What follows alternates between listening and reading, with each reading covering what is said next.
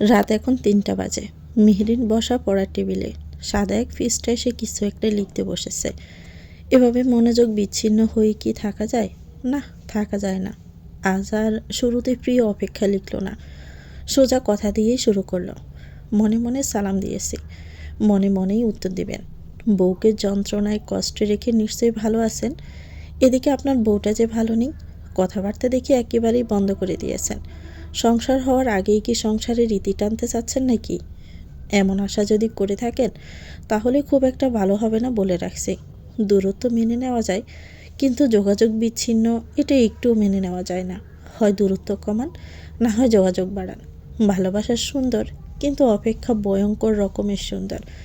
আমি ভালোবাসাকে রেখে সে ভয়ঙ্কর অপেক্ষাকে গ্রহণ করে নিয়েছিলাম, কিন্তু আপনি এটা কি করলেন? আপনার কণ্ঠস্বরটা আমার ভীষণ প্রিয়, সেটা তো জানেন নাকি? জানার পরেও দেখছি কষ্টে রাখছেন বউকে। রাজনীতির সকল কাজকর্মকে কয়েক মিনিটের জন্য সাইডে রেখে কি আমায় একটু সময় দেওয়া যায় না? খুব বেশি কিছু কি চাই আমি?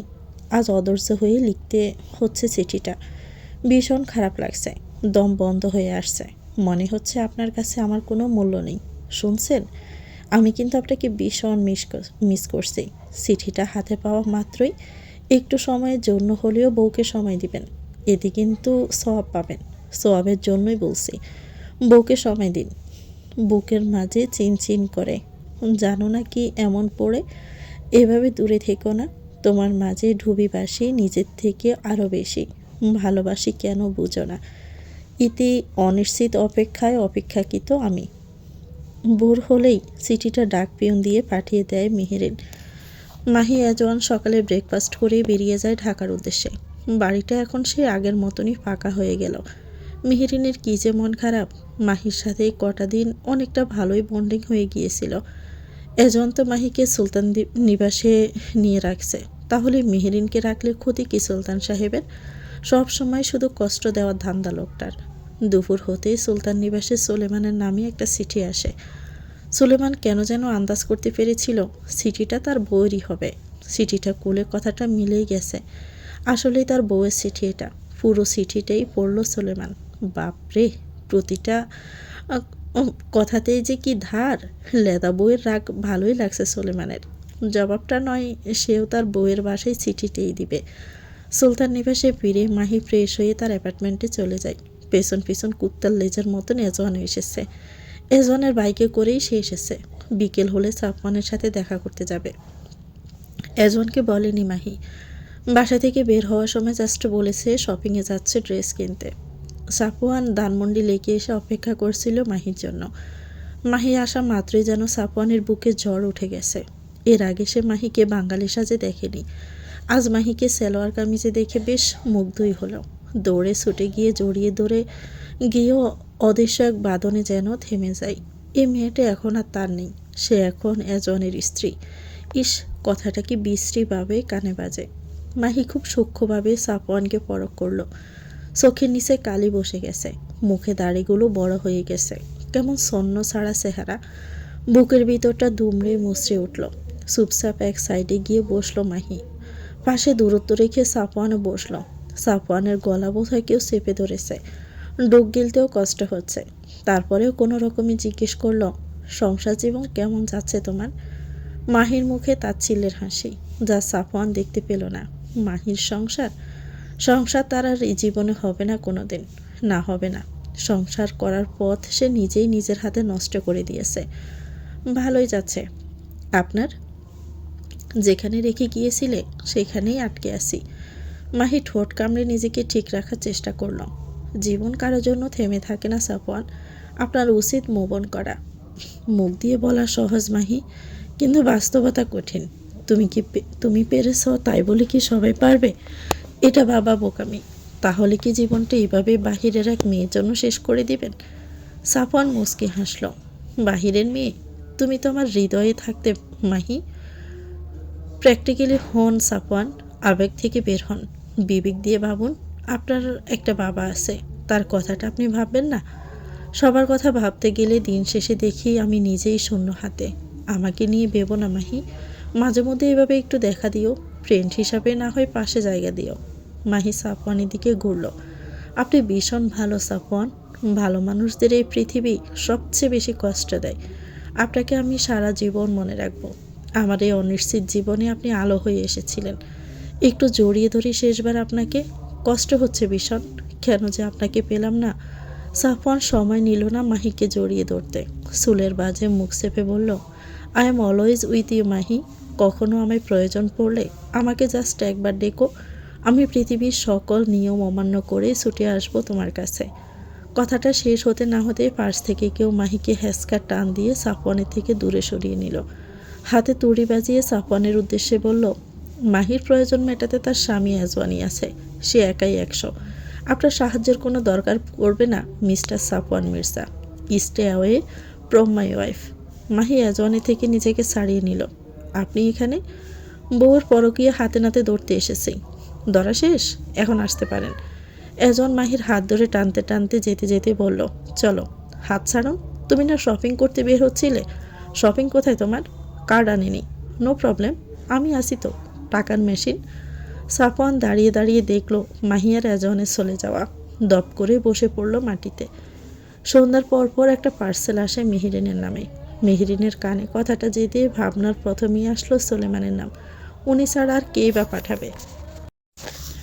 রুমেসা পার্সেলটা নিয়ে মেহেরিনের রুমে আসে। বিছানায় তখন আতশোয়া হয়ে শোয়া ছিল মেহেরিন। রুমেসাকে দেখে উঠে বসে। রুমেসা পার্সেলটার দিকে তাকিয়ে বলল, ভাবি তোমার জন্য ভাইয়া ফোন পাঠিয়েছে, খুলে দেখো। মেহেরিন একটু অবাকই হলো। পার্সেলটা হাতে নিয়ে আনবক্সিং করতে লাগলো। আনবক্সিং করে দেখতে পেল আইফোন 11 প্রো ম্যাক্স। রুমেসা হা হয়ে গেল ফোনটা দেখে। তার হাতে থাকা আইফোন 11 প্রো ম্যাক্সের দিকে তাকালো। তার ফোনের দাম 2.5 লাখ টাকা নিয়েছে। আর তার বাবিরটা তো পুরোই গোল্ডের। মা গো মা, ফোনের পেছনে আবার লেখা ইংরেজিতে, মেহেরিন সুলতান, ওয়াইফ অফ নওয়াজ সুলেমান সুলতান। পুরোটাই কাস্টমাইজেশন করে বানিয়ে এনেছে তার ভাই, এতে কোনো সন্দেহ নেই। মেহেরিন ফোনটা হাতে নিয়ে ঘুরিয়ে ঘুরিয়ে দেখছে। ফোনের ডিজাইনটা রাজকীয়। রুমাইসা মেহেরিনের হাত থেকে ফোনটা নিয়ে ভালো মতো দেখে বলল, বাবা গো বাবা, ভাইজান তোমায় এই ফোন দিল? মেহেরিন জিজ্ঞেস করলো, কেন, কি হয়েছে আপু? এটা তো গোল্ডে মোড়া ফোন গো ভাবি। অথচ দেখো তার বোনের ফোনে গোল্ড তো দূরে থাক, একটা রূপাও নেই। আর বলেই বা কী লাভ? বাইয়ের জাস্ট পারফিউমের বোতলে শরীরেই তো লাগানো থাকে প্রায় 3,574টি হীরা, 18 ক্যারেট সোনা, পার্ল, পোকরাস, টোপাস, নীলকান্তমণি, আরও কত মূল্যবান পাথর। সেখানে তার বউয়ের ফোন স্বর্ণে মোড়ানো থাকবে, সেটা স্বাভাবিক। মেহেরিন গাড় বেঁকিয়ে ড্রেসিং টেবিলের দিকে তাকালো। সুমুখ পারফিউমের বোতলটার দিকে তাকিয়ে বলল, ওই পারফিউমের বাহিরে থাকা পাথরগুলো কি হীরা? হ্যাঁ, তবে এটা তো কপি ভার্সন, কাস্টমাইজেশন করে বানিয়ে এনেছে এটা। আসলটা তো সুলতান নিবাসে, ওটা ক্যারি করা যায় না। অনেক বড় বোতল তো, 20-25 কেজির। তাহলে ব্যবহার করে কিভাবে ওটা? হাতে নিয়ে ব্যবহার করতে হয় না। বোতলের সঙ্গে অটো স্প্রে সিস্টেম বসানো আছে। তুমি বোতলের সামনে দাঁড়ালে সেন্সর তোমাকে চিনে গায়ে স্প্রে করে দেয়। কোনো বোতল চাপা বা বোতল ধরার কোনো দরকার হয় না। মেহেরিন চোখ ছোট ছোট করে তাকালো। এত বিলাসিতা করে তার স্বামী? উনি এত টাকা খরচ করে জাস্ট এইসবের পেছনেই? প্রচুর টাকা খরচ করে তার নিজের পেছনে। নিজেকে সবসময় পরিপাটি করে রাখে। বেস্ট বেস্ট জিনিস সবসময় সে নিজের জন্যই চুজ করে। ভাইয়ের বাসায় থাকলে বুঝবে। ভাইয়ের রুমে ঢুকলে জাস্ট হা হয়ে থাকবে। এটা কি রুম? এর থেকেও বড় রুম ভাইয়ার। আর বেলকুনিটা তো পুরোই জোশ। বাড়ির সামনে সুইমিং পুল, তারপর বাগান। আর নিবাসের পিছনে রয়েছে ঘন জঙ্গল। হরর ভাইব দেয় একটা। এত অযথা টাকা ভাঙার কোনো মানে হয়? আর্নিং করে ভাঙে, এতে সমস্যা কি?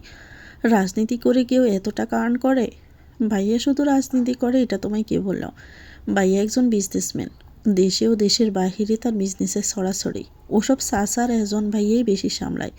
তবে সেসবের মালিক ভাইয়াই। মেহেরিন জাস্ট শুনে গেল, কিছু বলার ভাষা খুঁজে পেল না। জামাই তার বড় লোক সেটা জানতো, কিন্তু বাবা গো বাবা, বেটা যে এত বড় লোক সেটা জানতো না। নিজেকে তো কেমন আম্বানির বউ বউ মনে হচ্ছে। রুমেসা ফোনটা অন করে দেখলো তার ভাই সব সেটিং করেই তারপর পাঠিয়েছে। সিম আছে ফোনে, হোয়াটসঅ্যাপ খোলা। হোয়াটসঅ্যাপে অ্যাড আছে জাস্ট তার ভাইজানের নাম্বারই। রুমেসা এই সুযোগে মেহেরিনের হোয়াটসঅ্যাপে নিজেকেও অ্যাড করে নিল। রুমেসা চলে যেতে মেহেরিন ফোনটা পাশে রেখে পার্সেলের কাগজ ফেলার জন্য হাতে নিতেই যেখানে সেখানে নীল রঙের একটা কাগজ 4 ভাঁজ করা। মেহেরিন সেটা হাতে তুলে নিল। কিছু লেখা আছে। মেহেরিন ভাঁজ খুলতে শুরু করে। সবার প্রথমেই নিচে চোখ আটকে গেল। লেখা আছে, ইতি তোমার অপেক্ষা। তার মানে সুলতান সাহেব পাঠিয়েছে লেখাটা। প্রিয় বেগম, এই নিয়ে 2 বার চিঠি লিখলাম তোমাকে। ভালো নেই তুমি, আমি বেশ বুঝে গিয়েছি। আমার সাথে তোমার এই দূরত্ব নাকি খুব কষ্ট দেয় তোমাকে। আমার বোকা ফুল, দূরত্ব তো কেবল একটা শব্দ মাত্র। তুমি তো থাকো আমার হৃৎপিণ্ডের সবচেয়ে কাছে, যেখানে কারো পৌঁছানো সম্ভব না। চোখের সামনে না থাকলেও ভাবনায় তুমি ঠিকই থাকো। তুমি দূরে থেকেও আমার সবচেয়ে কাছের কেউ। তারপরেও নারীময় মন তো তোমার। এইসব সাহিত্যিক যুক্তি তোমার মন মানবে না। অনেক কম বয়সের মেয়ে বিয়ে করে নিয়েছে তোমার এই স্বামী। তোমার কাছাকাছি থাকলেই যে আমি নিয়ন্ত্রণ হারিয়ে ফেলি। বুড়ো বয়সে বিয়ে করার ফলে লেদা বউ দেখে এমন হয় নাকি? কি জানি, জানি না। লোকে বলে বুড়ো বয়সে বিয়ে করলে কচি বউ পাওয়া যায়। যা শালা, আমি কি বুড়ো নাকি? 33 বছরে কেউ বুড়ো হয়? আমাকে কি বুড়ো দেখায়? তোমার থেকেও ছোট হাঁটুর বয়সী মেয়েরা দেখি এখনও ক্রাশ খায় আমায় দেখে।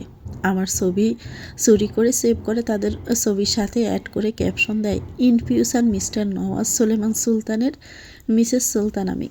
তখন ইচ্ছে করে ঠাটাইয়া কটা চড় লাগিয়ে আসি বাচ্চা মেয়েদের। আমি এক বিবাহিত পুরুষকে নাকি এই মেয়ের বয়সী মেয়েরা আমায় বাবা ডাকার বদলে জামে ডাকছে। ছ্যা, জীবনটা বড় বেদনার আমার, বুঝলে?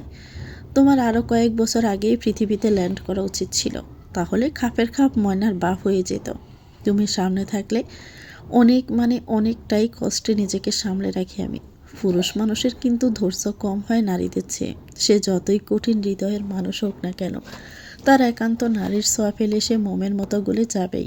কিন্তু আমি নিজেকে গলাতে পারিনি, একমাত্র তোমার বয়সের কারণে। দেখা যাবে একটু শুলাম আর তুমি চিৎকার করে উঠলে, তখন আমার মান সম্মানের 12টা থেকে 13টা বেজে যাবে। বাড়ির সব বয়োজ্যেষ্ঠ লোকদের সামনে লজ্জায় আর মুখ তুলে তাকাতে পারবো না। এই যে তুমি রাত ভরে নিদ্রায় ডুবে থাকো, অথচ তোমার এই স্বামীর চোখে ঘুম আসে না। সে নিদ্রাহীন হয়ে তাকিয়ে তাকিয়ে তোমায় দেখে রাত পার করে দেয়। ভোর হলেই ঘুমানো নাটক করতো তুমি উঠবে বলে। শুনলাম তুমি 18তে পদার্পণ করেছ, অথচ আমি জানার চেষ্টা মাত্র করিনি। জানার মতন অবস্থাতেই ছিলাম না। তোমার এমন দিনে জন্মদিন আসলো যে দিনটা চাইলেও আমি তোমায় নিয়ে উদযাপন করতে পারবো না। আমার লেদা বউটা এখন 18 বছরের। বড় হয়ে গেছো কিন্তু, এখন চাইলেই কাছে আসা যায়, নির্দ্বিধায় ছুঁয়ে দেওয়া যায়। কিছুটা বাজে হয়ে, তাই না? লেখাগুলো পড়ে মুচকি মুচকি হাসছো, তাই না? আমিও হেসেছি। আমি 33 বছরের এক পুরুষ হয়ে তার লেদা বউকে চিঠি লিখছি। এটা চিঠি কি জানি, মনে হয় না এটা চিঠি। এটা তোমার স্বামীর অবক্ত অনুরক্তি, স্বীকারোক্তি। তোমার বলা বাহুল্য, তোমার স্বামীর জীবনটা অনেক জটিল। সে জটিলতার মার পেছে আমি তোমাকে কখনোই পড়তে দিব না। I promise. তুমি আমার বউ পাখি, আমার বোকা ফুল, আমার অর্ধাঙ্গিনী, আমার জবা ফুল। I want to complete my all chapter with you. Would you like to? আমি আমার ভিতর ও বাহিরে, অন্তরে অন্তরে আছো তুমি হৃদয় জুড়ে। ইতি তোমার অপেক্ষা। মেহেরিন চিঠিটা পড়ে মুচকি হাসল। সাথে সাথে হোয়াটসঅ্যাপে মেসেজ আসলো, বউজানের মনটা কি ভালো হয়ে গেছে? মেহেরিন টাইপ করলো, ভীষণ। রাত ভরে তাহলে প্রেম করা যাক আজ থেকে। মেহেরিন হেসে লিখল, কেন নয়। এজওয়ান মাহিকে নিয়ে এসেছে বসুন্ধরা শপিং মলে। লেডিস কালেকশনের দিকে গিয়ে বলল, যা পছন্দ হয় নিয়ে নাও। আমি বলেছি তো আমি কার্ড আনিনি। তোমার জামাইয়ের টাকা আছে কোন বাল ফালাতে? তুমি না পুরালে পুরাবে কে? কথা কম বলে জাস্ট কেনাকাটা করো। আমি বাসায় গিয়ে টাকা ট্রান্সফার করে দিব। এই শর্তে রাজি থাকলে আমি শপিং করব। I have no problem sweeter. Mahi বেছে বেছে 4-5টা 3 পিস নিয়ে নিল। বিল পে করার সময় এজন মাহির দিকে তার ক্রেডিট কার্ডটা বাড়িয়ে দিয়ে বলল, বলো তো এই কার্ড আর আমার মধ্যে মিল কিসের? মাহি একবার কার্ডের দিকে তাকিয়ে এজনের দিকে তাকালো। কোনো মিলই পাচ্ছি না। আপনি একটা মানুষ হিসাবে অমানুষ, আর এটা একটা প্লাস্টিক কার্ড যা মানুষের থেকেও বেশি উপকারী। বেয়াদব বউ। আমি আর কার্ড দুটোই আনকাউন্টেবল। না তুমি এই কার্ডে থাকা টাকা গুনে শেষ করতে পারবে, আর না আমার ভালোবাসার পরিমাণ তুমি মেপে শেষ করতে পারবে। দুটোই ইনফিনিট। মাহি কার্ডটা হাতে নিয়ে বলল, আপনাকে তো কোনো কাজকর্ম করতে দেখি না, সারাদিন তো বাড়ির ভিতরেই থাকেন। তাহলে এত টাকা আপনার অ্যাকাউন্টে কিভাবে? বাব্বাইয়ের সব টাকা? না রে তরিকুলের বেটি, এগুলো তোর শ্বশুর বাসরের টাকা না, এগুলো তো স্বামীর টাকা, ব্ল্যাক মানি সব, পিওর সাদা মানি। বের করে দেখো, সব চকচকা পকপকা টাকা বের হবে। কথা ঘুরাবেন না, বলুন আপনারা তো টাকা পয়সা কী করে, আপনি কি করেন? সন্ধ্যা হলে শাহবাগের মোড়ে গিয়ে সিদ্ধ ডিম বিক্রি করি, সেখান থেকে এত টাকার মালিক আমি। আমার সাথে মশকরা করছেন? তুমি কি আমার বেআইন লাগো যে তোমার সাথে মশকরা করব? তাহলে এত টাকা কি করে? এজন মুখটা মাহির কানের কাছে নিয়ে পিস করে বলল, স্মাগলিং করি, কবুতরের সাও, কুত্তার সাও, কালসাফের সাও। জয়েন করবে আমার বিজনেসে? 25% শেয়ার দিব তোমাকে, রাজি হয়ে যাও। খানাপিনা, দেশ বিদেশ ট্যুর সব ফ্রি। মাহি বিরক্ত হলো, বিলটা পে করেই চলে আসলো। অক্টোবর মাসটা যেন আস্ত একটা সাদা চাদরের মতো। অক্টোবর এলেই মনটা কেমন যেন নরম হয়ে যায়। জানি না কেন এই মাসটা আসলে অন্যরকম লাগে। নরম আলো, নীল আকাশ আর দিগন্ত জোড়া কাশফুলের ভিতর কোথাও যেন হারিয়ে যেতে ইচ্ছে করে। আবহাওয়া তখন বারহীন, বাতাসে থাকে এক ধরনের শান্ত গন্ধ। সকালে জানালা খুললেই ঠান্ডা ঠান্ডা হাওয়া এসে গায়ে লেগে যায়। আর দূরে মাঠের কিনারায় নদীর ধারে থাকা কাশফুল সাদা তুলোর মতো দুলে দুলে হাসে। কী যে ভালো লাগে মেহেরিনের তখন। তার সুলতান সাহেবের সাথে রোজ 3 বেলা করে কথা হচ্ছে, মাঝরাত অবধি কথা বলা হয়। কখনো তো মেহেরিন কলে থাকা কালিনী ঘুমিয়ে যায়, বেচারা সুলেমান হেলো হেলো করতেই থাকে। আজ হালকা কুয়াশা পড়েছে। মেহেরিন নামাজ শেষ করে জানালা খুলে বাহিরে তাকালো। কি স্নিগ্ধ পরিবেশ, মনটা খুশি হয়ে গেল প্রকৃতিটা দেখেই। ফটাফট রান্নাঘরে ঢুকে চা বানিয়ে ফেলল। কেউ উঠেনি এখন। মেহেরিন কেতলিতে চা রেখে নিজের জন্য 1 কাপ নিয়ে রুমে আসলো। বেলকনিতে বসে চা খাবে আর এই মুহূর্তটা ফিল করবে। এজন রাতে আর তার ফোনটা চেক করে দেখেনি যে মাহি কত টাকা শপিং করেছিল। এখন মেসেজ চেক করে দেখে মাত্র 25,000 টাকা শেষ করেছে। ফকিরনির গোষ্ঠী তরিকুলের বেটি মাত্র 25,000 টাকা শপিং করেছে। মান সম্মান আর রাখলো না। এসব ফকিরনি নিয়ে শপিং মলে যাওয়া যাবে না আর। কোথায় লাখ লাখ টাকা শপিং করবে তা না। মাহি বেলকনিতে দাঁড়িয়ে কফি খাচ্ছে। এজন পাশে দাঁড়িয়ে বলল, এই ফকিরনি শোনো। মাহি ব্রুকুসকে এজনের দিকে তাকালো। কি বললেন? বললাম শোনো। তার আগে শব্দটা কি ছিল? ফকিরনি। সুন্দর না নামটা? তোমার সাথে খুব স্যুট করে। আমাকে আপনার ফকিরনি মনে হয়? আগে মনে হতো না, গতকাল থেকে শিওর হলাম তুমি আসলে একটা ফকিরনি। মাহি রুমি এসে তার ফোনটা নিয়ে বলল, আপনার ব্যাঙ্ক অ্যাকাউন্ট নাম্বার বলুন, আপনার টাকাগুলো ব্যাক দিব। 24 ঘন্টাও হয়নি 25,000 টাকা ধার দিয়েছেন, এর ভিতর খোটাও দেওয়া সারা, ছোট লোক কোথাকার। এজনের কপাল কুঁচকে আসলো। সে কখন খোটা দিল টাকার? তার টাকা মানেই তো তার বউয়ের টাকা। খোটা কখন দিলাম তোমায়? ফকিরনি বললেন কেন? আমি কিনতে চেয়েছিলাম, বলিনি কার্ড আনিনি। আরে আমি কি ওটার জন্য ফকিরনি বলছি নাকি? তাহলে কোন সুখে ফকিরনি বললেন আমায়? তোমায় আমি আমার নিজেকে সহ আমার কার্ডটাই দিয়ে দিছিলাম, কিন্তু তুমি আমাকে ইনটেক রেখে আমার কার্ড ইউজ করলে, তাও মাত্র 25,000 টাকা। এত ছোট লোকিপনা কেন করলে? তুমি চাইলে পুরো শপিং মলে সব জামা কাপড় কিনতে পারতে। আমাকে কি আপনার আখাইয়া মনে হয়? হোয়াট ইজ আখাইয়া? আপনার মাথা। তাড়াতাড়ি ব্যাঙ্ক অ্যাকাউন্ট নাম্বার বলুন। আই লাভ ইউ বলো, তারপর আমার জাইঙ্গার সাইজ নাম্বার সহ বলছি, একটা কিনে দিও। মাহি চোখ মুখ কুচকে ফেলল। ইয়াক, বেয়াদব বেটা, নষ্টা মুখ। তোমারই তো। একদম দূরে থাকুন। এজন 2 হাত মেলে দিয়ে বলল, কাছে আসো না। একদম না। আমাদের হানিমুনে যাওয়া উচিত না মাহি? কিসের হানিমুন? কোথাও যাব না। তোমার মতামত শুনতে চাইছি আমি। আব্বার সাথে পরামর্শ করে আসি। ওয়েট, বুড়ো বেটার কি দাদা ডাক শুনতে ইচ্ছে করে না নাকি? এজন একটা সিগারেট ধরিয়ে বাসার সুলতানের কাছে আসলো। বাসার সুলতান বাগানে বসে চা খাচ্ছে। এজন পাশে বসলো। বাসার সুলতানের নাকে সিগারেটের গন্ধ আসতেই চোখ মুখ কুচকে বলল, দেখতেছিস তো চা খাচ্ছি, মুখের সামনে এসে সিগারেট না খেলে কি হয় না? এজন বাপের মুখে সরাসরি দোয়া ছেড়ে দিয়ে বলল, না হয় না। বাসার সুলতান এজনকে বিড়বিড় করে বেয়াদব বলে মুখের সামনে থেকে দোয়া সরাতে সরাতে বলল, আমি তোর বাপ হই, কোনো সমবয়সী বন্ধু না। So what? বউকে জ্বালানো শেষ, এখন আসছিস আমাকে জ্বালাতে? কি বলবি বল, বয়স হচ্ছে তো। বাসার সুলতান নিজেকে ঘুরে ঘুরে দেখে বলল, খুব বেশি বয়সের লাগে আমাকে? এজন সরু চোখেই তাকালো। আমার কথা বলছি, তোমার না। বাসার সুলতান গা ঝাড়া দিল। ভাবসাব নিয়ে বলল, বয়স তো হবেই তোর। ভাইজান কোথায়? সকাল সকাল দেখলাম সেজেগুজে বের হয়েছে। কোথায় গিয়েছে তা জানি না, দেখলাম স্যুট বুট পরে টাই বেঁধে যাচ্ছে। মেবি আজ কোনো মিটিং আছে, হয়তো বা। আচ্ছা শোনো, আমি আর মাহি ভাবছি হানিমুনে যাব। বাসার সুলতান ব্রুকুসকে তাকালো। আমাকে শোনানোর কি আছে? তাহলে কাকে শোনাবো আমি?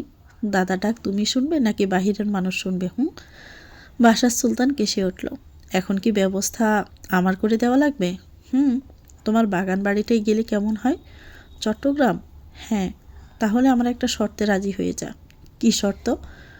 রাজনীতিতে ঢুক।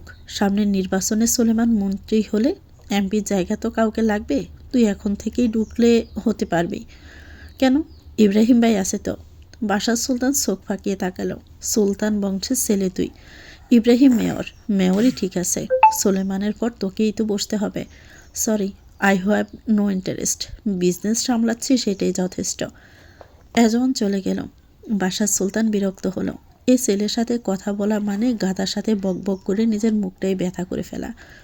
ইব্রাহিম আর ইমন আজ সামনাসামনি বসে নাস্তা করছে। ইব্রাহিম ছুরি দিয়ে চিকেন কাটছে আর ইমনকে বারবার দেখছে। কিছু বলতে চাইছে, কিন্তু বিষয়টা কেমন দেখাবে সেটা ভেবেই চুপ হয়ে যাচ্ছে। কিন্তু কৌতূহল তো আর দমিয়ে রাখা যাচ্ছে না। গলা জেড়ে ইব্রাহিম প্রশ্ন করেই ফেলল, ইমন, তোমার আর উর্মির বিয়ে কবে? কথাটা কানে আসতেই খাবার আটকে গেল ইমনের। বিষম খেয়ে অবস্থা খারাপ হয়ে গেল। ইব্রাহিম তড়িগড়ি করে পানির গ্লাসটা এগিয়ে দিল। ইমন একেবারে পুরো পানিটা খেয়ে শেষ করল। বড় বড় করে দম নিয়ে ইব্রাহিমের দিকে তাকালো। তুমি ঠিক আছো? ইমন টিস্যু দিয়ে মুখ মুছে বলল, এখন তো মেরেই ফেলতেন আমাকে স্যার। ইব্রাহিম চুপসে যাওয়া মুখ নিয়ে বলল, কি এমন বললাম যেটা বলছো? ভালোবাসো, বিয়ে তো একদিন করবেই। লজ্জা পাওয়ার কি আছে? স্যার, আপনার কোথাও ভুল হচ্ছে। উনি আমার হবু বউ, তাই তো? আস্তাগফিরুল্লাহ, নাউজুবিল্লাহ। স্যার কী বলছেন এসব? উর্মি আমার বোন। কাজিন, তাই না? কাজিন কাজিন তো আজ অহরহ বিয়ে হচ্ছে। স্যার, উর্মি আমার মায়ের পেটের বোন। আপনি এসব কি বলছেন? ইব্রাহিম এবার নিজেও বিষম খেলো কথাটা শুনে। তাড়াতাড়ি করে পানি খেয়ে বলল, উর্মি তোমার মায়ের পেটের বোন? হ্যাঁ, কিন্তু আপনি উর্মিকে চিনেন কী করে? উর্মি তো মেহরিনের বেস্ট ফ্রেন্ড। হ্যাঁ, কিন্তু আপনি মেহরিনকেই বা কীভাবে চিনেন? নাসেন আর কি আছে, মেহরিন তো সুলেমানের বউ। কথাটা কানে আসতে ইমনের হৃৎপিণ্ডের গতি আকস্মিকভাবেই থেমে গেল। সুলেমান সুলতানের বউ মেহরিন? তোমায় বিয়েতে কেন দেখলাম না ইমন? তুমি তো আমার আর সুলেমানের সাথেই যেতে পারতে। ইভেন ঈদেও তো তোমাদের বাড়িতেও গিয়েছিলাম আমি মাংস দিতে, তোমায় তো দেখলাম না। ইমনের মনে পড়ল মেহরিনের শ্বশুরবাড়ি থেকে মাংস এসেছিল ইমনদের বাসায়। তার মানে ইব্রাহিমই দিয়ে গিয়েছিল।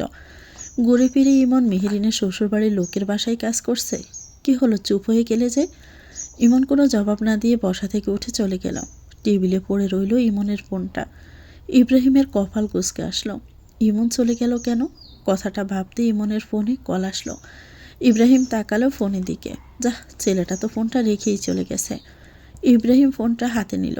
বাড়ি থেকে বেরিয়ে বাগান বাড়ি খুঁজে দেখলো ইমন নেই। এদিকে ফোনটাও বেজে চলেছে। ইব্রাহিম কি ধরে কি বলবে? কে না কে ফোন দিয়েছে, কথাটা একবার ভাবতেই হাতের স্পর্শ লেগে ফোনটা রিসিভ হয়ে যায়। ওপাশ থেকে কেউ বলছে, হ্যালো ভাইয়া, শুনছিস? হ্যালো। ইব্রাহিম তাকালো ফোনের দিকে। আরে, ফোন থেকে রিসিভ হয়ে গেছে। ফোনটা কানে নিয়ে ইব্রাহিম হ্যালো বলল। উর্মি আকস্মিক অপরিচিত গলার স্বর শুনে ফোনটা মুখের সামনে নিয়ে আসলো। না, নাম্বার তো ঠিকই আছে। আপনি কে? আমার ভাইয়ার ফোন আপনার কাছে কেন? ইব্রাহিম বুঝলো এটা উর্মি। গলা ঝেড়ে গম্ভীর গলায় বলল, আমি তোমার ভাইয়ার স্যার বলছি, পিচ্ছি মেয়ে। উর্মি ব্রু কুঁচকালো।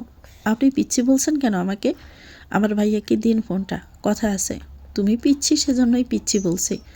এত কথা কেন বলছেন? আপনাকে না বললাম আমার ভাইয়াকে ফোনটা দিতে? তোমার ভাইয়া তো নেই আশেপাশে, আসলে দিয়ে দিব। ভাইয়া আসলে বলবেন উর্মি ফোন দিয়েছিল, কল ব্যাক করে যেন। জি অবশ্যই। তা ভালো আছো পিচ্ছি মেয়ে?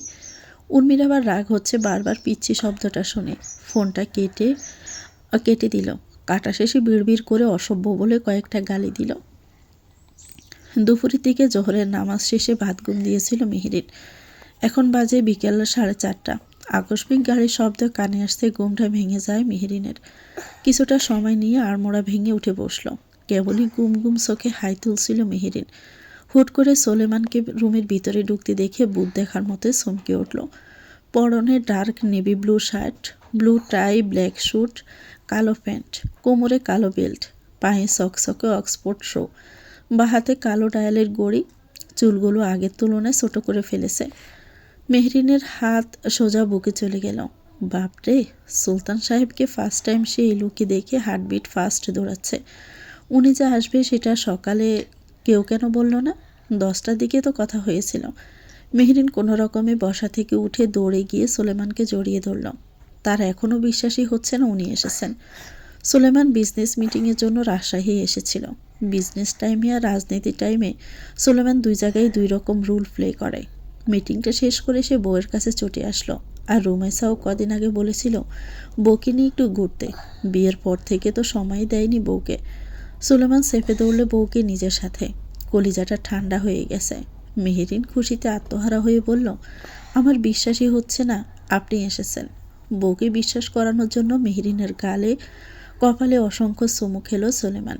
মেহেরিন নুইয়ে মাথা ঠেকালো সুলেমানের বুকে। সকালে তো বললেন না আপনি আসবেন? বললে কি সারপ্রাইজ দেওয়া হতো? ফটাফট রেডি হয়ে নাও। মেহেরিন বুক থেকে মাথা উঠিয়ে বলল, কেন?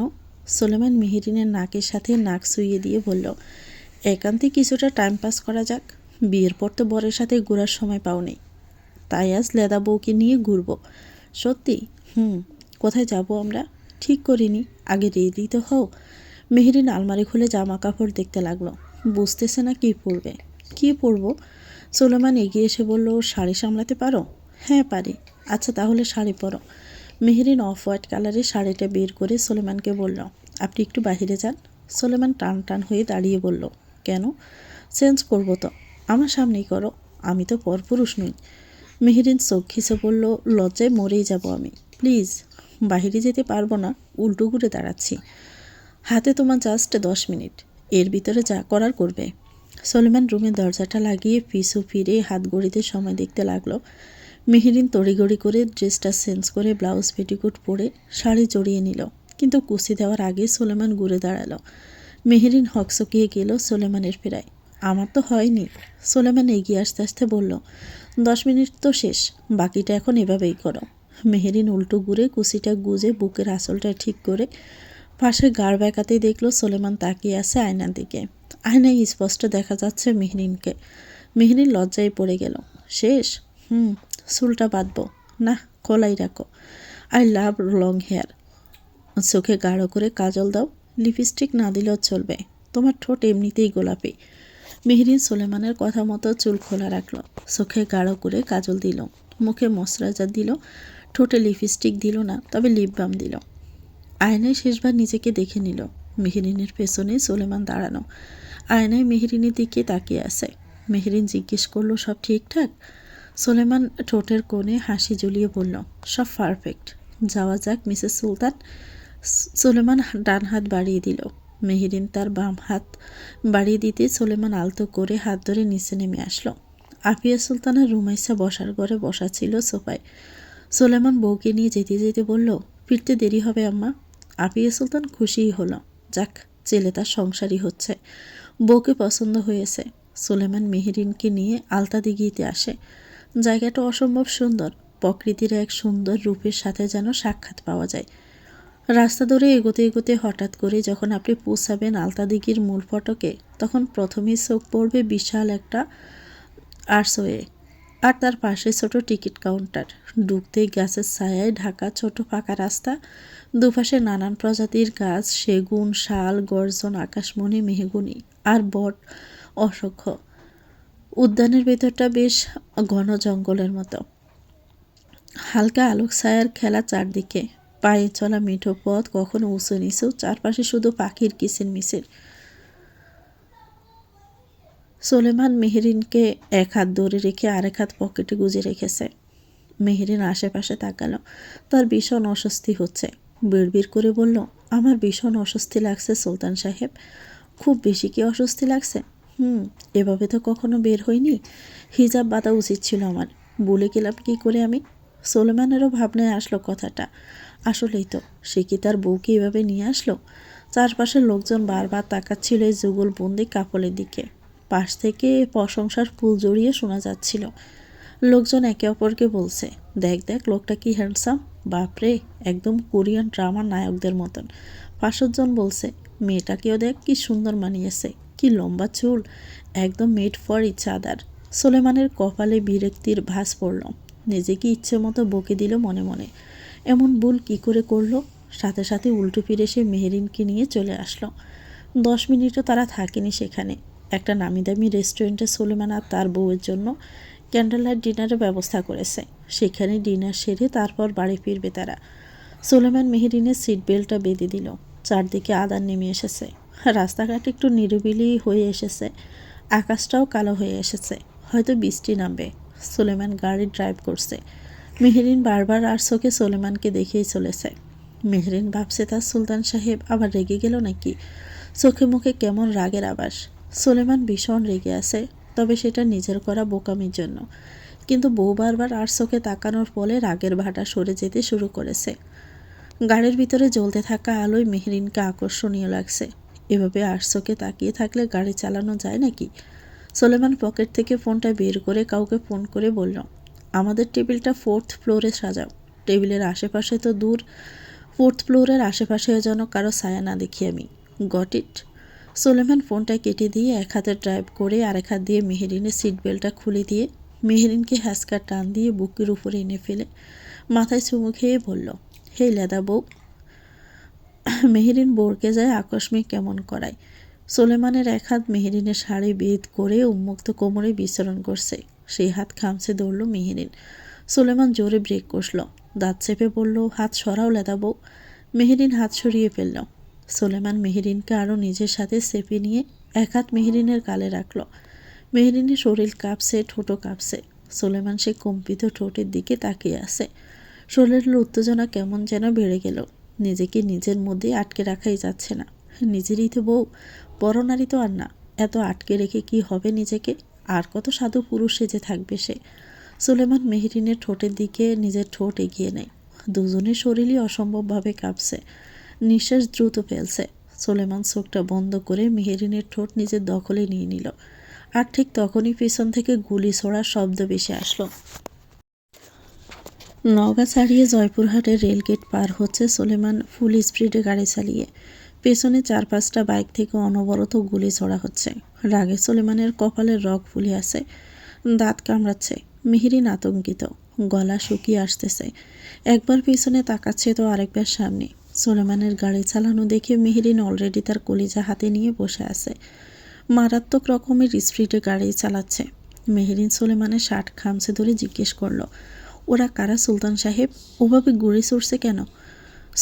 সুলেমান ড্রাইভ করতে করতে বলল, ওরা আমার জাতশত্রু। আমি যে মিঙ্গেল সেটা ওদের সহ্য হয়নি। সেই জন্যই হিংসা জ্বলে পড়ে সারখার হচ্ছিল বলে গুলি ছুড়ছে। এরই মধ্যে সুলেমানের ফোন আসলো। গাড়ি ছুটে চলছে তখন আক্কেলপুর বাইপাস হয়ে আদমদিঘি, তারপর পিচডালা রাস্তা পেরিয়ে পৌঁছে বগুড়া সড়কের বাইপাস রোডে। রাস্তায় তখন কিছু ব্যাটারি চালিত রিক্সা, ভ্যান গুমগুমভাবে চলাফেরা করছে। প্রায় 6-7টা ফোন কল।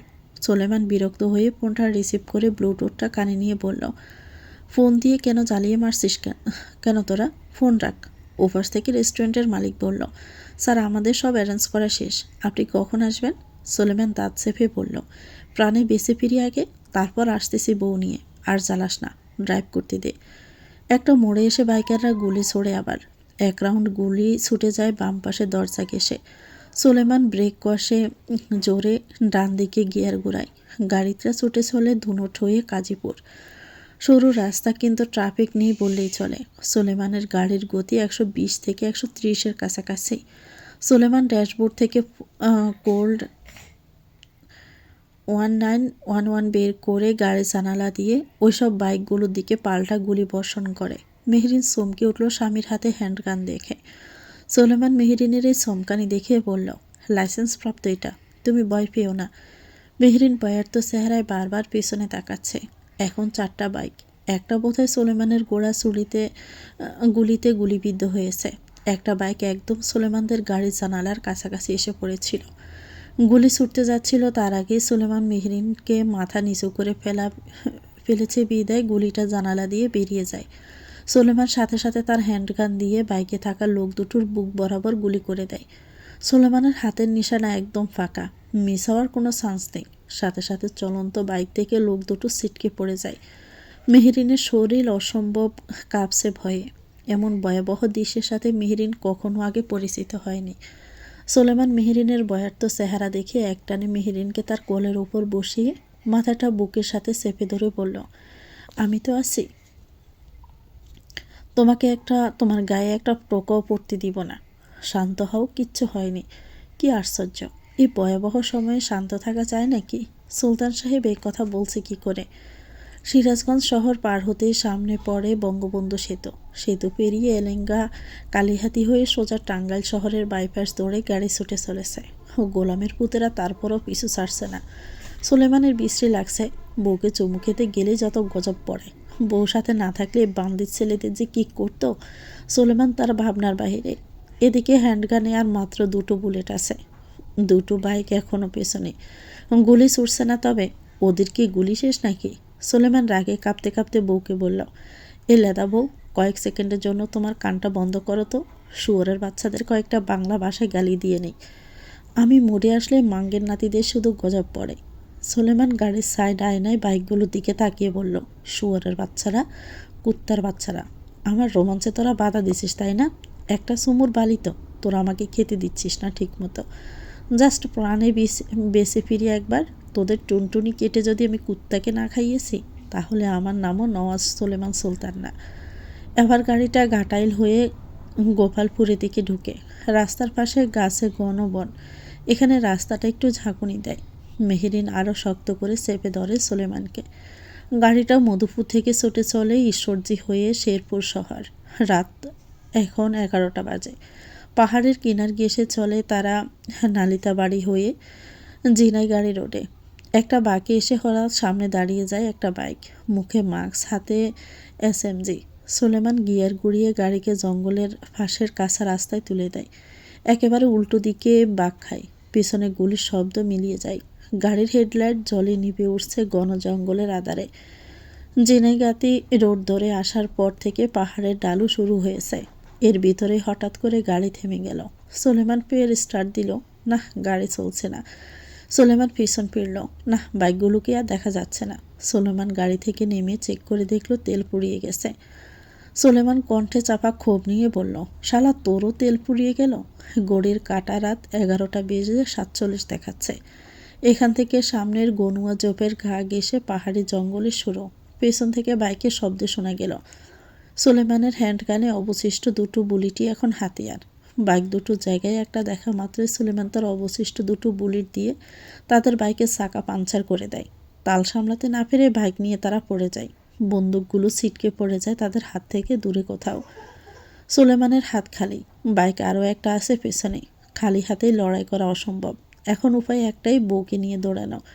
নেমে পড়ো, আমাদেরকে পালাতে হবে। সুলেমান তড়িঘড়ি করে দরজা খুলে মেহেরিনকে টেনে নামালো। সামনের রাস্তায় ল্যাম্প লাইট আছে। সেই রাস্তা দিয়ে সুলেমান মেহেরিনকে নিয়ে দৌড়াতে লাগলো।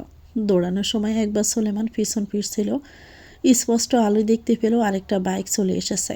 সুলেমান মেহেরিনকে নিয়ে জঙ্গলের ভিতর ঢুকে পড়ে। চারপাশ ঘন ঝোপ। কাটার ডাল মেহেরিনের পরনে শাড়ি আটকে ধরে। সুলেমান তার টেনে ছাড়িয়ে নেয়। তাড়াহুড়ো করেই শ্বাস ফেলছে মেহেরিন। দৌড়াতে পারছে না ঠিক মতো। আজকের দিনটা মেহেরিন জীবনেও ভুলবে না। এটাই কি ছিল তাদের টাইম পাস? যখন তারা জঙ্গলের শেষ ভাগে চলে এসেছে, তখন ঝুম বৃষ্টি শুরু হলো। এটাকে বলে মরার উপরে খাড়ার গা। জঙ্গল ধীরে ধীরে পিচ্ছিল হয়ে উঠছে। গুলি ছোড়ার আওয়াজ এখনও কানে ভেসে আসছে। মেহেরিন আর পারবে না দৌড়াতে। হাঁটু গেড়ে বসে পড়ল। দুজনের শরীর বৃষ্টির পানিতে ভিজে সুপ হয়ে গেছে। সুলেমান বউকে পাজাকোলা করে নিয়ে দ্রুত পায়ে হাঁটা শুরু করলো। কিছুদূর গিয়ে হঠাৎ এক জায়গায় সুলেমান দাঁড়িয়ে যায়। পাতা সরিয়ে একপাশে তাকিয়ে দেখে গাছের আড়ালে ছোট্ট একটা কুড়ে ঘর। ছাউনি নিচু কাঠ পাতার গাঁথনি, পাশে কুয়োর মতো গর্ত আর কয়েকটা শুকনো কাঠ। হারিকেনের আলো জ্বলছে। তার মানে তারা জঙ্গল শেষ করে জনবসতি এলাকায় এসে পড়েছে। সুলেমান মেহেরিনকে নিয়ে সেদিকে এগিয়ে গেল। বাড়িতে নিশ্চয়ই কেউ আছে। রাতটা তারা এখানেই আশ্রয় নেবে। সাহায্য চাইলে নিশ্চয় সাহায্য দিবে। সুলেমান মেহেরিনকে কুড়ে ঘরের সামনে নামিয়ে হাঁক ছেড়ে ডাকতে লাগলো, কেউ আছেন? হ্যালো, শুনছেন? কেউ কি আছেন ভিতরে? না, কেউ নেই ভিতরে। এদিকে ওরাও নাছরবান্দা, ঠিকই চলে আসবে এই অবধি। সুলেমান সোজা মেহেরিনের হাতটা ধরে কাঠের ঘরের দরজায় হালকা ধাক্কা দিতে দরজাটা খুলে গেল। সুলেমান মেহেরিনকে নিয়ে ভেতরে ঢুকে পড়ল। আগে প্রাণ তারপর মান। রুমের ভিতর একটা কাঠের চৌকি, একটা মাটির পানির কলসি, রশিতে হাঁড়ি পাতিল বেঁধে ঝুলিয়ে রাখা, আর এক সাইডে রশিতে জামা কাপড় ঝুলিয়ে রাখা। এদিকে শীতে কাঁপুনি ধরে গেছে মেহেরিনের। তাদের শরীরে পানিতে মাটির ফ্লোরটাও ভিজে চুপচুপ হয়ে গেছে। মিয়াসি ও সেংমিং এক বৃদ্ধ দম্পতি, বয়স তাদের 65 সুই সুই। পাশে কিছুটা দূরে এক প্রতিবেশীর প্রসব বেদনা ওঠে। সেখানে তারা জামাই বউ ছাতা নিয়ে ছুটেছিল। মিয়াসি এবং সেং কিমের এক ছেলে আছে। সেই ছেলে বউ সন্তান নিয়ে ঢাকায় থাকে, মাঝে মধ্যে খোঁজখবর নেই। চেংকিম ক্ষেত আবাদ করে সংসার চালায়। মিয়াসি ও সেংকিম মাথায় ছাতা করে বাড়ি ফিরেছে। সুস্থভাবে একটা পুত্র সন্তান জন্মেছে ওই বাড়িতে। সেই উপলক্ষে মিয়াসি ও সেংকিমকে ওই বাড়ি থেকে তাদের নতুন জামা কাপড় দিয়েছে। চেংকিম বারান্দাতে উঠে ছাতাটা বন্ধ করে। মিয়াসি হাতে থাকা জামা কাপড়গুলো নিয়ে দরজা ঠেলে ভিতরে ঢুকে পাশ ফিরতে ভয়ে চমকে ওঠে। মা গো মা, চোর ডাকাত, লাঠিটা কইরে বলে রুম থেকে দৌড়ে বেরিয়ে আসে। চেংকিম বউকে এভাবে দৌড়ে আসতে দেখে জিজ্ঞেস করলো, কি হয়েছে, কি চেঁচাচ্ছ কেন? মেহেরিন সুলেমান আকস্মিক বৃদ্ধ মহিলাকে ঢুকতে দেখে হুট করে চেঁচামেচি করে বেরিয়ে যেতে দেখে বরকে গেল। সিরিয়াসলি, চোর ডাকাত লাগছে তাদের? মিয়াসি রুমের দিকে তাকিয়ে বলল। ঘরের ভিতর এক জুয়ান বেটা। সেংকিম এগাতেই সুলেমান বেরিয়ে আসলো। সেংকিম থতমত খেয়ে যায়। লোকটার মুখটা কেমন যেন চেনা চেনা লাগলো। কই দেখেছে মনে করতে পারছে না। জিজ্ঞেস করলো, এ কে তোমরা? আমাদের ঘরে কি করতেছ? দেখো তো, চোর ডাকাত লাগছে না? সুলেমান এগিয়ে আসলো। বৃদ্ধ লোকটার সামনে দাঁড়িয়ে বলল, দাদু, খুব বিপদে পড়ে আপনার এখানে আশ্রয় নিয়েছি। আপনাদের শুরুতে ডেকেছিলাম, কেউ সাড়া দেয়নি। দরজা খোলা দেখে ঢুকে পড়েছি। কিসের বিপদ তোমার? এরই মধ্যে মেহেরিনও বেরিয়ে আসলো। শাড়ির আঁচল দিয়ে শরীর জড়িয়ে থরথর করে কাঁপছে। বৃদ্ধ মহিলা মিয়াসি মেহেরিনকে দেখে চোখ বড় বড় করে বলল, কি নোংরা ছেলে ফেলে এরা! কোন বাড়ির মেয়ে বাগিয়ে নিয়ে এসেছে বদলোকটা! এ বের হও আমাদের বাড়ি থেকে তোমরা। সুলেমান এমন অপমান বোধহয় আগে কখনো হয়নি। সুলেমান মেহেরিনকে জড়িয়ে ধরে বলল, বাগিয়ে নিয়ে আসতে যাব কেন নিজের বউকে?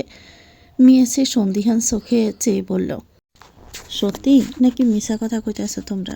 মিথ্যে কেন বলবো? সন্দেহ লাগলে বিয়ে পড়াই দেন। তা তোমরা কেরা? কিসের বিপদ আইছিল তোমাগো?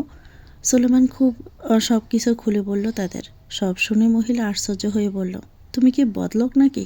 তোমার পিছনে মানুষে বন্দুক নিয়ে দৌড়াইব কেন? সুলেমান হতাশ হলো। নিজের পরিচয় দেখে এবার বলতেই হবে, আমি বদলোক না, আমি ঢাকার একজন এমপি। সুলেমান তার ঠিকানাও বলল। সেংকিমের এবার মনে পড়ল সব। গত বছর ঢাকায় যাওয়ার পথে ব্যানারে এই লোকেরই ছবি দেখছিল। তার ছেলে বলেছিল এর কথা। মিয়াসি আরও কিছু বলতে চাইলে সেংকিম থামিয়ে দিয়ে বলল, আহ, তুমি থামো তো, আমি ওনারে চিনি। দেখছো না ওরা বিপদে পড়েছে, এত কথা বলো না। তোমরা ভেজা জামা কাপড় পাল্টে নাও, কিন্তু শুকনো জামা কাপড় তো সাথে নেই। আমাদের পোশাক পরতে পারবা? সুলেমান লোকটার পরনের পোশাকের দিকে তাকালো। গাঢ়দের সেই নির্দিষ্ট গান্ড জিম্পাং পরা ওনার শরীরে। গান্ড মূলত গাঢ় পুরুষদের ঐতিহ্যবাহী একটি পোশাক, কোমরে পেঁচিয়ে পরা হয়। আজ জিম্পং হলো একটি ছোট জ্যাকেট বা কোটের মতো। এসব সুলেমান পরতে পারবে না। সেংকিম বুঝলেও পরতে পারবে না। ফের ছাতা মাথায় নিয়ে বেরিয়ে পড়লো। পাশে এক বাঙালি বাড়ি আছে, ওখান থেকে শার্ট প্যান্ট এনে দিবে। মিয়াসি ভীষণ রেগে আছে মেহেরিন আর সুলেমানের উপর। এদের জন্য এখন আবার তার স্বামীকে বাহিরে যেতে লাগলো বৃষ্টি মাথায় করে। কেমন আর চোখে মেহেরিনকে দেখছে। মহিলার চোখের দ্বারে মেহেরিন ভয় লাগতে শুরু করলো। মিনিট 10 পর সেংকিম আসলো, কালো প্যান্ট আর কালো টি শার্ট নিয়ে। সুলেমানের হাতে দিল পরার জন্য। সুলেমান সেটা হাতে নিয়ে ফের বলল, আমার বউয়ের জন্য একটা ব্যবস্থা করে দিন, আমি সকালে আপনাদের টাকা দিয়ে দিব। মিয়াসি রেগে বলল, এই বেটা, টাকা গরম দেখাও আমাদের। তারপর রুমে ঢুকে ডাকমান্দা আর জাইনসেম নিয়ে আসলো। ডাকমান্দা মূলত এক ধরনের লম্বা সুতায় বোনা বা হাতের কাজ করা রঙিন কাপড়, সাধারণত 2-3 গজ লম্বা হয়, আর জাইনসেম চাদরের মতো। সুলেমানের হাতে দড়িয়ে দিয়ে বলল, যাও, জামাই বউ ঘরে ঢুকে বদলায় আসো জামা কাপড়। মেহেরিন ডাকমান্দাটা উল্টে পাল্টে দেখল। এ ছোট কাপড় কিভাবে পরে? ব্লাউজ কই এটার? পেটিকোট কোথায়? মেহেরিন বিড়বিড় করে সুলেমানকে জিজ্ঞেস করলো, এটা পরে কিভাবে? সুলেমান মিয়াসিকে বলল, শাড়ি নেই বা কামিজ? আমাকে কি তোমার বউয়ের মতন কষি মনে হচ্ছে? শাড়ি পাবো কই আমি? তাহলে এটা পরতে একটু সাহায্য করুন আমার বউকে। বউ তোমার, সাহায্য করব আমি? কেমন বেটা সাওয়াল তুমি? সেঙ্কিম বউকে ধমক দিয়ে বলল, ওরা জানে না কি এটা কীভাবে পড়ে। তুমি ওনার বউকে একটু সাহায্য করো। মাইয়াটা শীতে কাঁপতেছে। জামাইয়ের কথা আবার পাই টু পাই মেনে চলে মিয়াসি। মেহরিনকে নিয়ে পোশাকটা পরিয়ে দিল। লাল টকটকে ব্লাউজ, তার উপরে সেই 2-3 হাত গজের কাপড়টা কোমর থেকে পেঁচিয়ে বেঁধে দিল। নিচে পেটিকোট নেই। কি অদ্ভুত লাগছে মেহরিনের। মেহরিনের হাতে সোলেমানের পোশাক পাল্টে নিল। সিঙ্কিম তাদের খাওয়া দাওয়ার ব্যবস্থা করলো। মাছ আর সাদা ভাত। সোলেমান মেহরিনের পেটে ক্ষুধা থাকায় খেয়ে নিয়েছে। সিঙ্কিমের সাথে বেশ ভালোই বন্ডিং হয়ে গেল সোলেমানের। প্রথম প্রথম অল্প কথার মনে হলেও খাওয়ার সময় বোঝা গেল উনি ভীষণ কথা বলে। সেঙ্কিমের আবার রাতে একটু লাল পানি খাওয়ার অভ্যেস আছে। সেঙ্কিম এক প্রকার জোর করে সোলেমানকেও খাইয়ে ছাড়ল। তার সাথে বারান্দায় বসে মিয়াসি এখনও সন্দিহান হয়ে মেহরিনকে জিজ্ঞেস করছে, হাসাই তোমরা জামাই বউ? মেহরিন দীর্ঘশ্বাস ফেলেই বলল, জি। এখন ঘুমানোর পালা, অথচ শোয়ার রুম মাত্র একটাই। চেঙ্কিম বউকে নিয়ে বলল, তোমরা দরজা আটকে ঘুমাও, আমরা পাশের বাড়িতে যাচ্ছি ঘুমাতে। সোলেমান মাথা নেড়ে দরজা আটকে দিল। সেঙ্কিম বউকে নিয়ে বাড়ির বাহিরে আসতেই দুটো হুডি পরা লোক তাদের জিজ্ঞেস করলো, আপনারা একটা লোক আর একটা মেয়েকে দেখেছেন? মিয়াসে জিজ্ঞেস করলো, এই তোরা কেরে? আমাদের কি ঠেকা লাগলো নাকি কে গেল না গেল তা দেখার? সেঙ্কিম বউকে থামিয়ে দিয়ে বলল, হ্যাঁ দেখেছি। কোথায়? ওই তো, ওই রাস্তা দিয়ে দৌড়ে যাচ্ছিল। ও লোক দুটো রাস্তা ধরে যেতে লাগলো। মিয়াসের রাগ হচ্ছে স্বামীর উপরে। সোলেমান দরজা আটকে চৌকির কাছে আসলো। মাথাটা ঝিমঝিম করছে। বাংলার মদ ছিল নাকি কে জানে। বুড়া বেটা বুড়া কালেও এসব খায়। মেহরিনের শরীরে হালকা জ্বর আসতে লাগলো। সোলেমান পাশে বসে মেহরিনের দিকে তাকালো। সিঙ্কিম থাকাকালীন পুরোটা সময় মেহরিন জানসেম দিয়ে শরীর ডেকেছিল। এখন পা বেরিয়ে আছে। ডাকমান্দা কোমর থেকে হাঁটুর নিচ অবধি ঢাকে শরীরে, পুরো পা না। এখন চাদর সরে গিয়ে মেহরিনের ধবধবে পশা পাটা বেরিয়ে আসছে। কি আকর্ষণীয় লাগছে। মেহরিন সোলেমানের দিকে তাকিয়েছিল। দৃষ্টি অনুসরণ করে নিজের দিকে তাকাতেই আটকে উঠল। তড়িঘড়ি করে পা ডেকে নিল। রুমের এক কোণে শুধু একটা হারিকেন জ্বলছে। মিয়াসি পই পই করে বলে গেছে, হারিকেনের তেল যেন না পোড়ায়। সোলেমানের মনে নেই সে কথা, সে তো ডোক গিলতে ব্যস্ত। মেহরিন শুয়ে পড়ল। তার পাশে সোলেমানও শুয়ে পড়ল মেহরিনের শরীর ঘেঁষে। চৌকিটা ভীষণই ছোট। মেহরিনের উষ্ণ শরীরে ছোঁয়া লাগতে সোলেমানের শরীরের রম দাঁড়িয়ে যায়। মেহরিন গুটিসুটি হয়ে সোলেমানের দিকে ফিরে বুকে মুখ গুজে টি শার্টের বুকের বুতামে এক হাত রাখল। মেহরিনের গরম নিঃশ্বাস সোলেমানের বুকে আশ্রে পড়তে লাগে। সোলেমান জোরে জোরে শ্বাস ছাড়ল। এভাবে থাকা যায়? সোলেমান বেশ কিছুক্ষণ এভাবে থেকে তারপর আর না পেরে উঠে বসলো। মেহরিনও উঠে বসলো। জিজ্ঞেস করলো, কোনো সমস্যা হয়েছে কি আপনার? কথাটা কানে আসতে সোলেমান মেহরিনের দিকে ফিরে মেহরিনের কোমর ধরে টেনে কোলের ওপর বসালো। মেহরিন ভড়কে যায়। সোলেমান নেশালো চোখে চেয়ে আসে মেহরিনের ঠোঁটের দিকে। হৃদস্পন্দন দ্রুত, ঠোঁট শুকিয়ে আসছে। কিন্তু জীবের তৃষ্ণা। কিন্তু এই তৃষ্ণা তো পানীয় নয়। সোলেমান কোনো কথা ছাড়াই মেহরিনের ঠোঁটে ঠোঁট ডুবিয়ে দিল। না, এবার আর কেউ বিরক্ত করলো না সোলেমানকে। তৃপ্তি মিটিয়ে ছাড়ল। কিন্তু এই তৃপ্তি যে কাল হয়ে দাঁড়ালো। সোলেমানের এখন ভীষণ মন চাইছে বাজে কিছু করতে। বাজে মানে খুব বাজে। মেহরিনের তুলতুলে নরম শরীরটার প্রতি লোভ জাগছে। মিনিট 20 পর মেহরিনের ঠোঁট ছেড়ে দিল সোলেমান। মেহরিন হাঁপাচ্ছে। কি ভয়ঙ্কর ছিল সেই 20টা মিনিট, দম বন্ধ করে দেওয়ার মতো।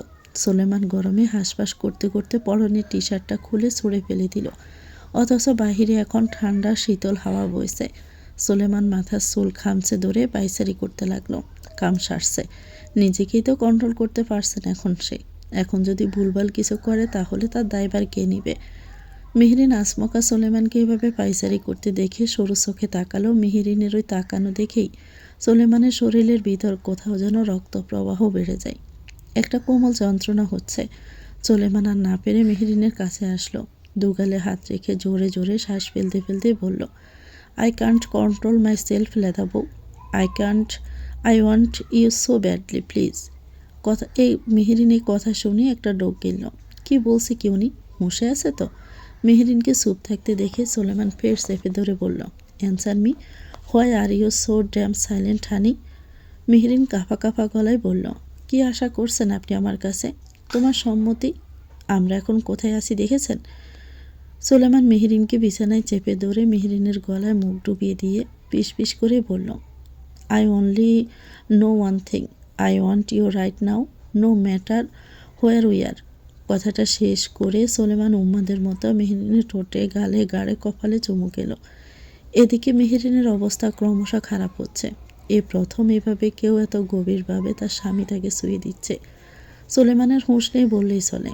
সে মেহরিনের মাঝে আরও গভীরভাবে ডুবতে ব্যস্ত। সোলেমান আরও গাঢ়ভাবে কাছে আসলো। এই প্রথম অন্তরঙ্গতায় যেন মেহরিনের আত্মাটা বেরিয়ে আসতে চাইছে। ব্যথায় চোখ মুখ কুঁচকে ফেলেছে। সোলেমান বেশি ওয়ান্ড হয়ে গিয়েছে। তার এগ্রো সিভনেস আরও ভয়ঙ্কর হচ্ছে। মেহরিন বেশিক্ষণ আর সহ্য করতে পারল না স্বামীর এই ভালোবাসা। কিছু সময় পর জ্ঞান হারিয়ে ফেলল।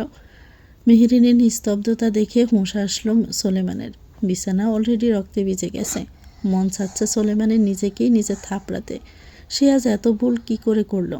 সোলেমান সাথে সাথে মেহরিনি থেকে সরে এসে মেহরিনের গালে হাত রেখে অস্থির গলায় মেহরিনকে ডাকলো, এই মেহরিন, লেদা বউ, আই এম সরি বউ, চোখ খোলো যান।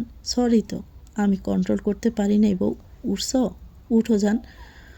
মেহরিন শুনছে না, উঠছে না। সোলেমানের আবার ভয় হতে লাগলো। কি করবে বুঝতে পারছে না। পাগল পাগল লাগছে। কি দরকার ছিল এসব করার? মাথায় কেন ছিল না বউতার শারীরিকভাবে প্রস্তুত না এসবের জন্য? সোলেমান বাড়ি খুঁজে খুঁজে মিয়াসি ও সেঙ্কিমকে ডেকে নিয়ে আসলো। সোলেমানের চাদর আগেই সরিয়ে ফেলেছে। রাত বাজে এখন 3:30টার উপরে। মিয়াসি চোখ দিয়ে গিলে খাচ্ছে সোলেমানকে। সোলেমান লজ্জায় চোখে চোখই রাখতে পারছে না। পাশে ডক্টরের বাড়ি হওয়ায় বেশি বেগ পেতে হয়নি। সেঙ্কিম ডক্টরকে ডেকে এনেছিল। ডক্টর নিজেই লজ্জা পেয়ে গেল। সোলেমানকে জাস্ট বলে গেল, একটু ধীরে সুস্থে আগাও ইয়াংম্যান, বেশি চাপ নিতে পারেনি তোমার বউ, তার উপর জ্বর ছিল শরীরে। ইস, কি যে লজ্জায় পড়তে হলো সোলেমানকে। শালার বউ শুয়েও কোনো শান্তি নেই, মানুষজন জেনে যায়। ডক্টর পেইন কিলার আর জ্বরের ওষুধ দিয়ে চলে গেছে। মেহরিনের জ্ঞান ফিরতেই যেন খাইয়ে দেওয়া হয়। মেহরিনের জ্ঞান ফিরল ভোরের দিকে। শরীরে অসহ্য ব্যথা। চোখ মিলিয়ে সর্বপ্রথম নজরে আসলো স্বামীর মুখখানা। অস্থির অনুশোচনা চোখ মুখ নিয়ে তাকিয়ে আছে বউয়ের জ্ঞান ফেরার দিকে। সোলেমান 1 বছরে তার কাছে যাবে না বউয়ের। মিয়াসি মেহরিনকে ধরে উঠিয়ে বলল, মাইয়া, জামাইয়ের আদর সোহাগ সহ্য করতে পারো না? জ্ঞান হারাইয়া ফেলো। সেঙ্কিম বাহিরে চলে গেছে আগেই। সোলেমান বউয়ের কাছে আসলো। মিয়াসি চোখ দিয়ে গিলি খেয়ে আবার উপসিয়ে বের হয়ে বলল, আহাগো, কি চিন্তা বউয়ের! করার আগে মনে ছিল না যে তুলোল্লাহ নরম তোমার বউ? এমন বউ তো আদর করতে হয় ধীরে সুস্থে। সোলেমান বিড়বিড় করে বলল, পুরুষ মানুষ হলে বুঝতেন কতটা অপারগ হয়ে এমনটা করে ফেলেছি। মিয়াসি মেহরিনকে দৌড়ে নিয়ে কলপাড়ে নিয়ে গেল, গোসল করতে বলল। মেহরিন গোসল করে তার আগের অফ হোয়াইট শাড়িটাই পরে নিয়েছে। মিয়াসি সোলেমানকেও বলল গোসল সেরে নিতে। সোলেমানও গোসল করে নিয়ে রুমে এসে দেখল মিয়াসি চৌকির পাশ থেকে সে চাদরটা উঠাচ্ছে, কাম সারছে। এখন আবার এটা নিয়ে কথা শোনাবে। সোলেমান পেছন ফিরে চলে যেতে নিলে মিয়াসি বলে উঠল, দেখছো নি কারবার, আমার বিছানার চাদরটারেও ছাড়ে নাই বেড়ায়, এখন এটা দুই বেঁকে। সোলেমান সরু চোখে তাকিয়ে বলল, আমি আপনাকে রুম ভর্তি চাদর কিনে দিব, প্লিজ আর কিছু বললেন না। মিয়াসি চাদরটা নিয়ে বাহিরে চলে আসলো। সোলেমান বউয়ের পাশে বসলো। চোখ তুলে তাকাতে পারছে না বউয়ের দিকে। মেহরিন লজ্জায় মরে যাচ্ছে। ছিছি, তাদের এই প্রাইভেট মুহূর্তের কথাও লোক জানাজানি হয়ে গেছে। সেঙ্কিম দোকান থেকে পরোটার ডাল নিয়ে এসেছে। সোলেমান মেহরিনকে পরোটা ডাল খাইয়ে মেডিসিন খাইয়ে দিল। খাওয়া শেষে মেহরিনের হাত চেপে ধরে নরম গলায় বলল, আই এম সরি, আমার নিজেকে সামলে নেওয়া উচিত ছিল। আই এম সরি লেদা বউ, আমাকে সামলানোর বয়স এখনও তোমার হয়নি। মেহরিন বাহু চেপে সোলেমানের কাঁধে মাথা ঠেকালো। তার শরীর এত চাপ নিতে পারেনি, আসলেই তার বয়স হয়নি। সোলেমান বউকে এক হাতে জড়িয়ে ধরল। শরীরটা কেমন ছেড়ে দিয়েছে মেহরিনের। সোলেমান মাথায় চুমু খেয়ে পকেট থেকে ফোনটা বের করলো। সুইচ অফ হয়ে গিয়েছিল। ফোনটা ওপেন করতে ইব্রাহিম এজওয়ানের 56টা কল বেশি উঠল স্ক্রিনে। সোলেমান ডাটা অন হতে ইব্রাহিমের মেসেজ ভেসে আসলো, এই সোলেমান, তুই কাকে নিয়ে ভেগে গেছিস ভাই? ফোন ধর, নিউজ পাড়া তো পুরোই যাচ্ছে, তাই ছড়াচ্ছে। সোলেমান ফেসবুকে ঢুকলো। ঢোকার সাথে সাথে প্রথমেই দেখতে পেল একটা নিউজ চ্যানেলের ক্যাপশন। ক্যাপশনটা লেখা ছিল, ঢাকা 8 আসনের 181 নং আসনের এমপি নওয়াজ সোলেমান সুলতান এক মেয়েকে নিয়ে পালিয়েছে। ক্যাপশনের নিচে সোলেমান তার বউয়ের দৌড়ানো ছবি। মেহেরিনের মুখ দেখা যাচ্ছে না। সোলেমান দৌড়ানোর সময় যে পিছন ফিরেছিল একবার, সেই ছবিটা দেওয়া। সোলেমান মেহেরিনকে দৌড়ে রেখে রাগে পুষতে পুষতে দাঁতে দাঁত চেপে বলল, হোয়াট দ্য হেল, ফাক থিস বুলশিট নিউজ বাস্টার্ড। তো ভিউয়ার্স, গল্পটির নাম হচ্ছে দাহ সজ্জা। এটা গল্পের 13তম অংশ। পরবর্তী অংশ পেতে চ্যানেলটিকে সাবস্ক্রাইব করে আমাদের সাথে থাকবেন। ভিডিওটি ভালো লাগলে একটি লাইক দিয়ে দিবেন, কমেন্ট করে জানাবেন কেমন লেগেছে। আল্লাহ হাফেজ, আসসালামু আলাইকুম।